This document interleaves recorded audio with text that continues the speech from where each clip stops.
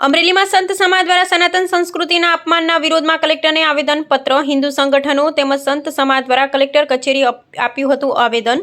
નાગદેવતા મંદિરથી રેલી કાઢીને વિવિધ સૂત્રોચ્ચાર સાથે અમરેલી જિલ્લા કલેક્ટર કચેરી સાધુ સંતો પહોંચી જિલ્લા કલેક્ટરને આપ્યું આવેદનપત્ર.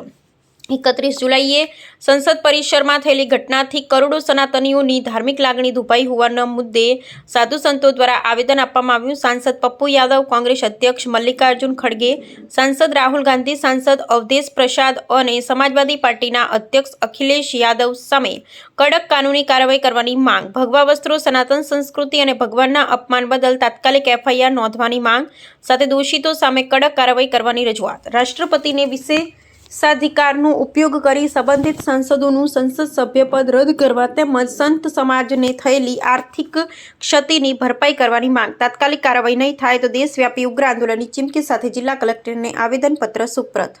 આવેદનપત્ર આપ્યું છે. શું છે આખી? જય શ્રી રામ, ઓમ નમો નારાયણ.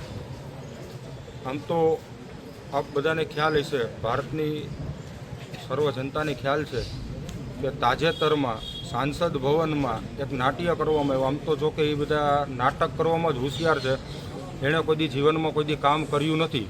પણ સનાતનને બદનામ કઈ રીતના કરવું, સનાતનીઓના ભાગ કઈ રીતના પડે ને ભારતના ભાગ કઈ રીતના પડે, આવા જ કૃત્યો અવરનવર કરતા હોય છે.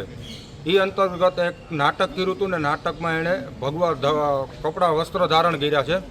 પણ એને ખબર નથી કે ભગવા વસ્ત્ર એ વીરતાના છે. ભગવા વસ્ત્રો કોણ ધારણ કરી શકે, એના સંસ્કૃતિમાં એ લોકો કોઈ દી ગયા નથી. એને તો બસ ખાલી એક ભારતને બદનામ કરવો અને સાધુ સંતોને બદનામ કરવા, આવી જ વસ્તુ આવડે છે.